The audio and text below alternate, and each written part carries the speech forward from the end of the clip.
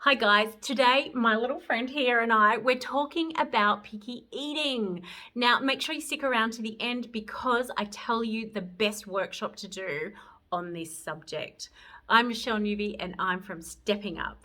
Hi guys, we are here today to talk about picky eating and how occupational therapists can have a deeper understanding about the steps to eating so that we can more meaningfully support the children in our clinics who come to us with this challenge. Now, did you know that there are 32 steps in the process to learning how to eat? Now, that's huge. Eating is a very, very complex skill. And in fact, it is the most complex skill that we will learn as a human being. So it's really, really important for occupational therapists to have an awareness of all the steps that are involved so that we can accurately assess children who are picky eaters and then design our intervention to meaningfully support them to develop this skill. So I am actually not going to go through the 32 steps because we'd be here all day, but instead I'm going to condense it down to 6 key steps that we should be aware of. Now this information is based on the incredible work of Kay Toomey, who is a psychologist from the US, and I encourage you to check out her work to learn more. Now these 6 steps that I'm going to take you through are hierarchical, so the child needs to acquire each step before they move on to the next step. So the first step in learning how to eat is to be able to tolerate the food. Tolerate having that food in your space. So can the child tolerate the food being on their parent's plate who is sitting next to them? Or can they actually tolerate it on their own plate? So tolerance sort of develops from a distal to a proximal pattern. So they'll tolerate it being further away and then gradually they can tolerate it coming closer to them. So that's an important thing to understand. So once they are able to tolerate having that food close to their body, then the next step to eating is that they will start to interact with that food. So what this will look like is a utensil. So they're not touching the food yet, but they're going to use a utensil to maybe push it around their plate or to, spike it and pick it up and play with it, pretend it's a little parrot or something like that. We use a lot of play in our therapy, so we'll play with our food. So you might have like a little broccoli parrot on your shoulder. So yeah, make sure you have a lot of fun. You need to have a lot of fun when you're doing feeding therapy.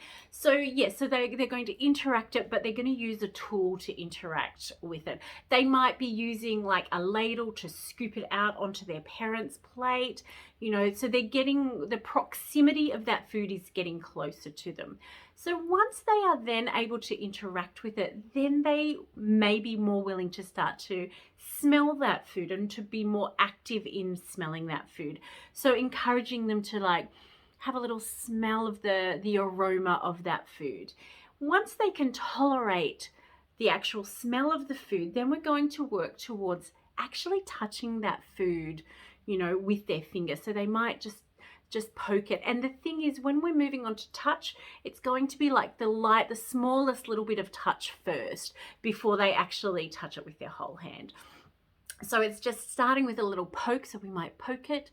And in therapy sessions, what we might do is we might, play soccer. We might do some flicking with that food. So we might play soccer with a bean or with a pea or whatever it is that we're working on. So we're just lightly touching it.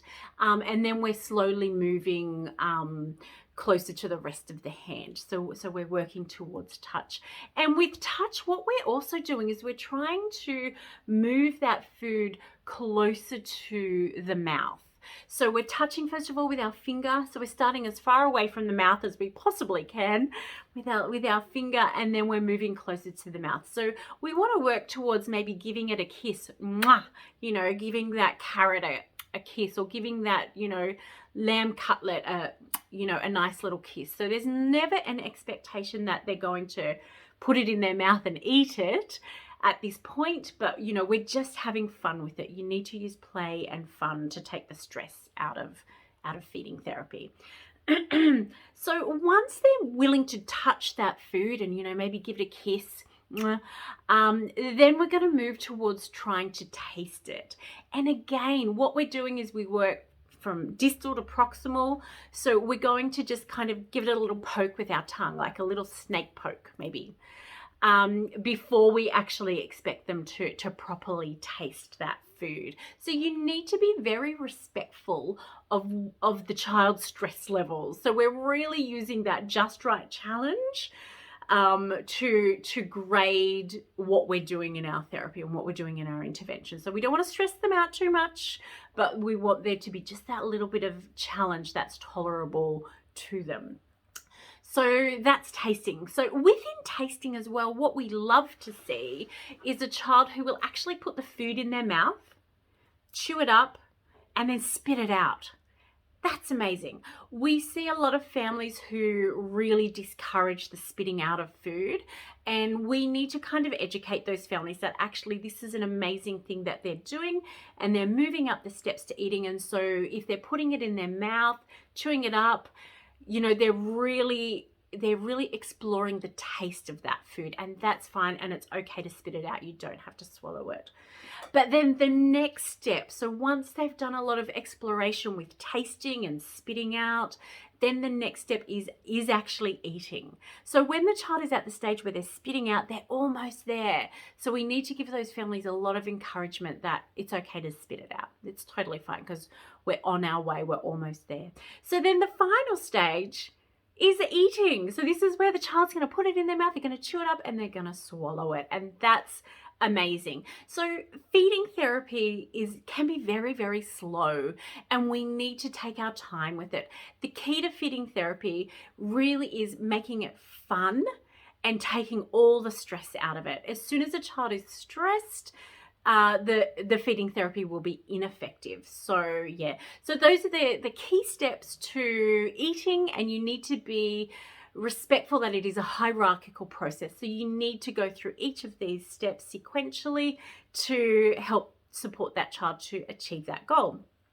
Now, if you liked all of this information, you should definitely go and check out the website for the SOS approach to feeding, because all of this information has come from this the amazing course that they run. So it's the work of Kay Toomey and her colleagues, and they have an excellent website that you should go check out. Go and check it out now because it is full of really valuable information. Now, if you like today's video, make sure you give us a like, share it with your friends, and don't forget to subscribe for more awesome information just